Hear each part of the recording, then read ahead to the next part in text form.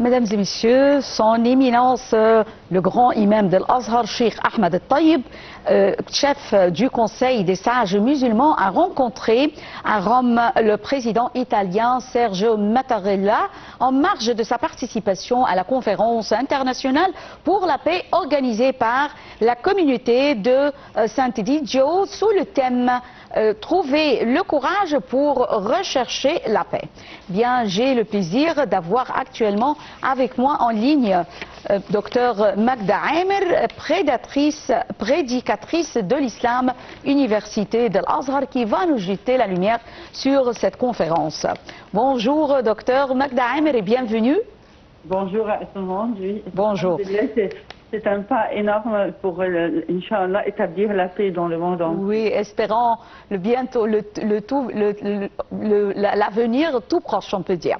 Alors, docteur Magda Amer, veuillez nous parler de la conférence internationale Trouver le courage pour rechercher la paix, bien sûr, son objectif et son importance.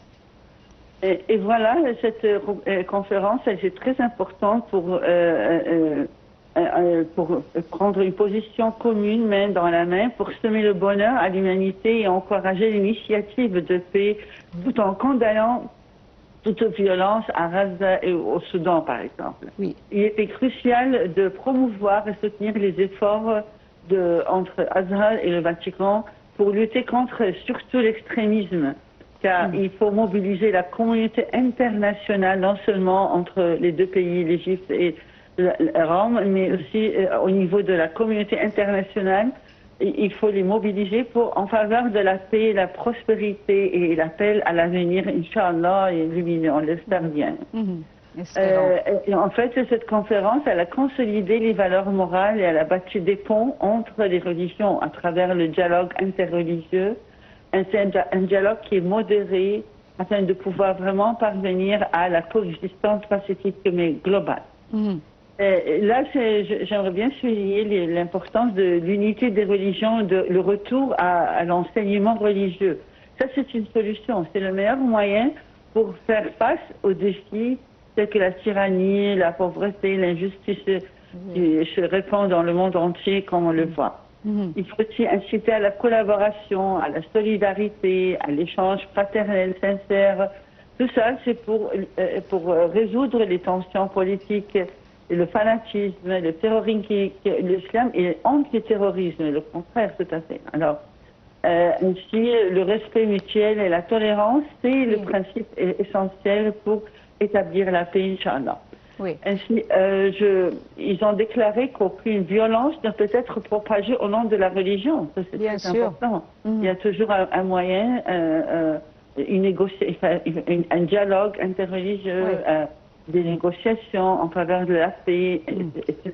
Ça, c'est la meilleure façon pour dissiper l'intensité de la guerre et voilà, Inch'Allah, parvenir à l'entente et à la coexistence pacifique globale, Inch'Allah. Docteur Magda Amer, comment était la rencontre entre le grand imam de l'Azhar, son éminence, docteur Ahmed al-Tayyib, et le pape de l'Église catholique et chef du Vatican, le pape Léon IV? On voit tout de suite comment il y a eu une entente excellente, une sorte de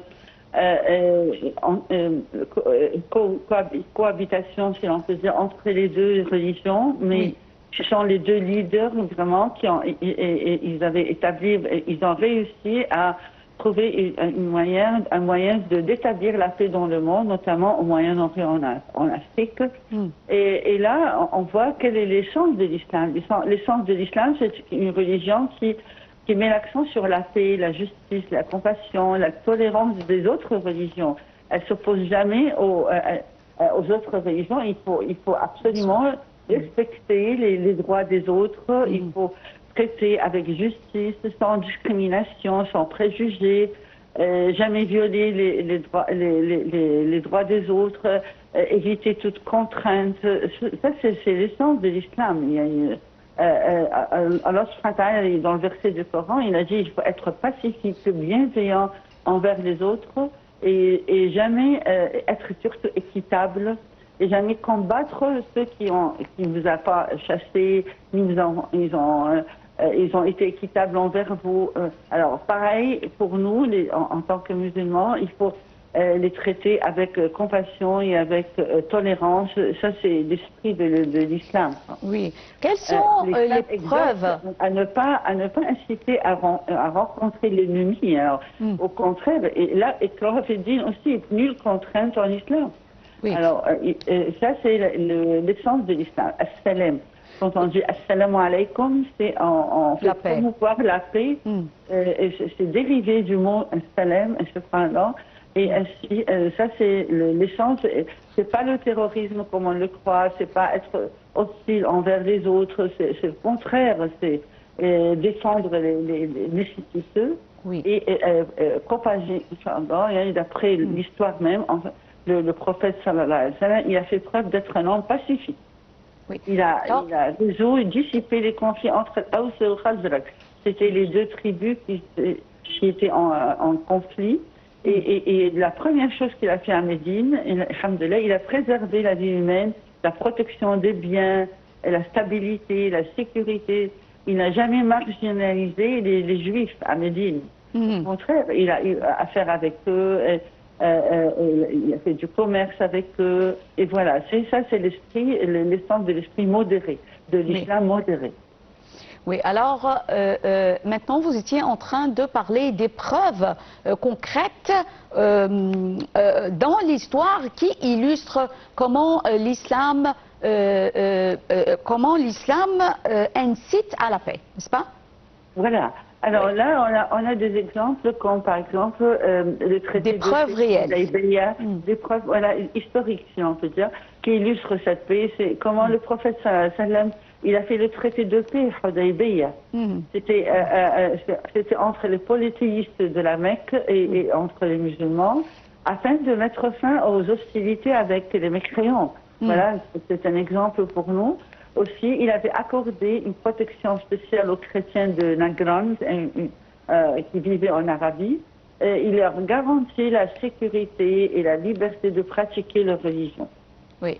Et ainsi, on voit comment il a encouragé la tolérance et la coexistence pacifique entre les musulmans et les juifs, les musulmans et les non-musulmans. Oui. Il faut vraiment il faut respecter les non-musulmans, il faut respecter leur foi, être équitable envers eux, traiter avec justice, sans discrimination, jamais violer leurs droits, jamais les contraindre à quoi que ce soit, interdire les violences, etc. Oui. Alors, docteur Magda Amer, en marge de sa participation à la conférence internationale pour la paix, alors on a vu que son éminence, le grand imam de l'Azhar, professeur Ahmed Al-Tayyib, a rencontré également le président italien Sergio Mattarella. Alors, comment évaluez-vous cette rencontre entre ces deux grands dirigeants? À mon avis, c'est un début pour former le bridge, comment dire, le pont et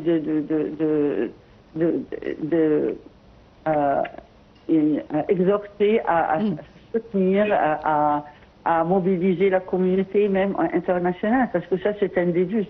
S'il a rencontré le président, là, il va, Inch'Allah, dans le futur aussi, penser à rencontrer d'autres présidents qui vont être qui vont voir comme un exemple pour eux le président de Rome qui a fait l'initiative pour semer le bonheur à l'humanité, encourager la paix, etc.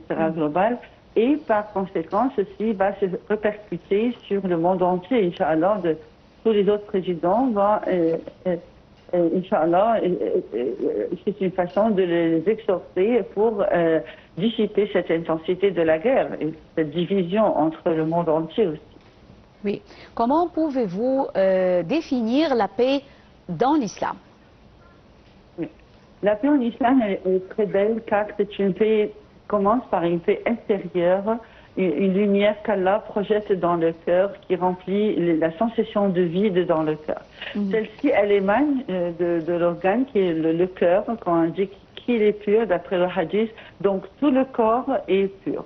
effectivement, le musulman, il jouit d'une paix intérieure, c'est Salah el-Bed, comme on le dit, c'est la paix de l'esprit. Ceci se manifeste par son comportement, il aime autrui, il aime pour autre ce qu'il aime pour soi-même, il respecte les droits des autres, il ne viole jamais les limites d'Allah, il n'espionne pas son frère musulman, il ne le médit pas, il ne le laisse pas, il ne le trompe pas, il le traite avec justice, avec équité, etc. Alors là, si jamais tout musulman il se comporte ainsi, il devient humble, tolérant, généreux, là, à ce moment-là, il jouit lui-même de la paix et aussi, ceci, on se répercute sur son comportement avec les autres. Déjà, on commence par la famille. On voit que cette paix intérieure sert à fonder la paix familiale qui établit le respect mutuel du couple, l'harmonie et la compassion entre le couple aussi. Et non seulement ceci, mais ça va aussi se propager à un autre niveau, c'est au niveau de la paix nationale et internationale. Oui. Même durant le Hajj, le pèlerinage, subhanallah, on remarque que c'est pas un voyage normal, c'est un voyage, le pèlerin en état d'ihram. Oui. Et là, durant le voyage, c'est un voyage de discipline, une dévotion qui d'abord, il jouit de la paix intérieure, paix avec lui-même, parce qu'il n'a pas le droit, par exemple, de violer les droits des autres, il est en état de zikr en permanence, paix avec autrui, il n'a pas le droit d'argumenter, etc., de faire des problèmes avec les autres pèlerins, et paix avec l'univers, car il n'a pas le droit même de chasser ou tuer un animal ou couper une plante. Oui. Tout l'environnement, la paix intérieure, la paix avec autrui et la paix avec l'univers, subhanallah. C'est un entraînement pour chaque musulman pour comprendre que As-Salam, c'est un dérivé de l'islam. Alors, c'est déjà un mot qui est dérivé de l'essence de l'islam lui-même. Alors, subhanallah, on commence par soi-même, par la paix intérieure, et ensuite, cette paix va émaner et va se propager autour de nous, et même non seulement au niveau de la famille, mais au niveau international. Oui. Docteur Magda Aimer, le président italien Sergio Mattarella a de son côté salué les efforts déployés par le grand imam d'Al-Azhar pour, on peut dire, pour diffuser les valeurs de la paix et de la coexistence. Comment voyez-vous les déclarations du chef de l'État italien? Déjà, ils ont déclaré qu'aucune violence ne peut être propagée au nom de la religion. Oui. C'est ça, c'était important. Ce racisme entre les religions, il faut le dissiper. Il faut lutter contre toute divergence, car les trois religions, ils ont un seul but, c'est de vivre avec le respect mutuel et la tolérance. Oui. Et le respect des autres cultes, c'est très important. Ainsi, la collaboration, et la solidarité entre eux, et l'échange de toutes les mêmes principes moraux sont dans les trois religions. Alors, mais il y a malheureusement ce qu'on appelle le terrorisme, et il y a des gens qui défigurent l'islam et qui montrent, ou autres religions, hein, que c'est une religion de tyrannie, une religion d'injustice. Non, ils ont des intérêts politiques, mais là, à vrai dire, les trois dépendent, ils croient en Allah, subhanahu wa ta'ala, et les mêmes principes sont appliqués pour les trois religions. Alors, il faut simplement avoir un dialogue interreligieux, modéré, et pouvoir parvenir à l'entente et la coexistence pacifique globale. Oui. Son Éminence, le grand imam d'Al-Azhar, a de son côté salué la position du peuple italien et ses manifestations massives contre l'occupation et les raids qui ont été commis par les forces israéliennes contre le peuple palestinien. Alors, rappelons que la signature du document de fraternité humaine avec le pape François en 2019, qui qui a été signé entre les deux parties et qui continue à porter ses fruits. Comment avez-vous vu cette déclaration faite par le grand imam de l'Azhar? Vraiment, moi j'apprécie beaucoup cette rencontre historique et très cordiale. Ça prouve la cordialité entre eux, comment cette entente entre et ce dialogue interreligieux est très important quand même pas pour consolider vraiment les valeurs morales et surtout l'esprit de fraternité entre les différentes religions. Et ceci incombe alors à tous les érudits religieux de l'exhortation à la dissipation de l'intensité de la guerre. Là c'est un pas, il faut vraiment le mettre en pratique et inciter le monde entier à résoudre les tensions politiques, le fanatisme, le terrorisme, etc. Et Inch'Allah, on arrivera à un avenir lumineux. Oui. Veuillez nous jeter la lumière, docteur Magda Amer, sur les objectifs de l'islam. Bien sûr, la paix est un des objectifs de l'islam. Voilà, les objectifs de l'islam comprennent la préservation de la foi. Voilà, il n'y a pas de contrainte quand question foi. On ne peut pas obliger les autres à suivre l'islam ou quoi que ce soit. La préservation de la foi. Il faut forcer les gens à devenir musulmans. Deuxièmement, la préservation de la vie. Et voilà, respecter la vie. Il ne faut jamais tuer, car si on tue une personne, c'est comme si on avait tué le monde entier. Préservation de la raison, et là, en prohibant l'alcool, les drogues, etc. Ça, c'est essentiel pour avoir un musulman qui est équilibré et qui est sain et tout. Aussi la préservation de la descendance, c'est-à-dire encourager les valeurs de la famille, éviter d'avoir des relations illégitimes, etc. entre un homme et une femme et tout.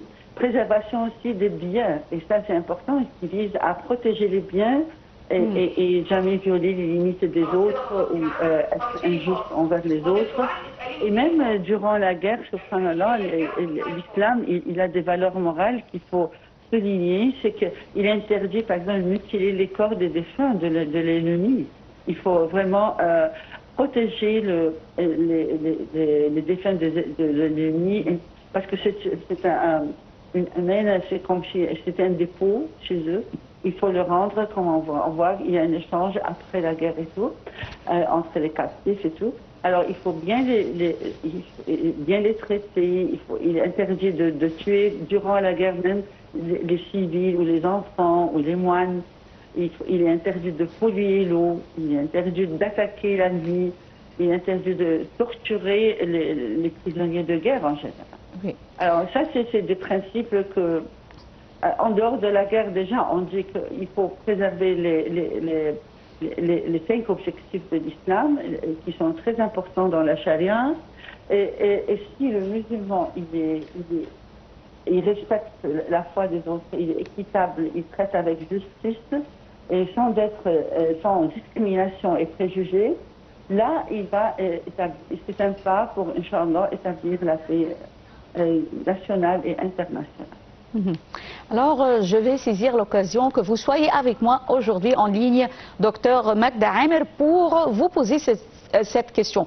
Est-ce que l'islam octroie aux non-musulmans des droits? Ah oui, bien sûr. Ah, oui, bien sûr, absolument. Pour les non-musulmans, il faut... il y a eu même des versets du Coran qui défendent les droits des non-musulmans. Oui. Vous voyez, on a dans l'histoire, j'aimerais bien souligner ceci, Allah subhanahu wa ta'ala, un verset du Coran a été révélé pour défendre les droits des non-musulmans. Oui. Et non, surtout le juif, parce que subhanallah, un juif a été accusé d'être un voleur, et c'était le musulman qui avait planifié ceci. Subhanallah, un verset du Coran a été révélé pour prouver son innocence. Les non-musulmans, c'est-à-dire qu'il ne faut pas violer leurs droits, il faut respecter leurs droits, il ne faut jamais les léser ou les tromper ou les mépriser. Il faut être équitable envers eux, respecter ils ont toute liberté de pratiquer leur religion, jamais les forcer à quoi que ce soit. Alors là, évidemment, c'est des droits. Le prophète il a dit que celui qui va léser les droits d'un non-musulman, c'est comme s'il a violé les droits, il a agressé le prophète sallallahu alayhi wa sallam. Alors, c'est-à-dire qu'ils ont des droits et des devoirs. Et chaque citoyen, voilà, il a libre choix de pratiquer son culte. Et jamais il faut pratiquer le favoritisme, comme on entend parfois, préférer un musulman sur un autre nom. L'islam condamne tout radicalisme et tout extrémisme et tout comportement immoral. Et voilà, il faut inculquer le bon comportement d'un bon musulman, et surtout envers les non-musulmans, et les respecter tant qu'ils n'ont pas attaqué. Voilà, le verset du Coran est clair, il dit tant qu'ils ne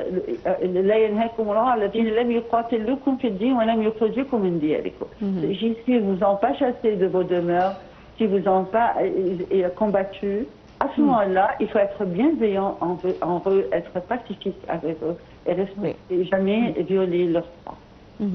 Donc, avec la conférence de la paix, la conférence internationale, trouver le courage pour rechercher la paix en présence de son éminence, le grand imam de l'Azhar, Cheikh Ahmed al-Tayyib, et également le pape, sa sainteté, le pape Léon IV, pape de l'Église catholique et chef de l'État du Vatican. Alors, on peut dire que quels sont les messages que veulent adresser les deux?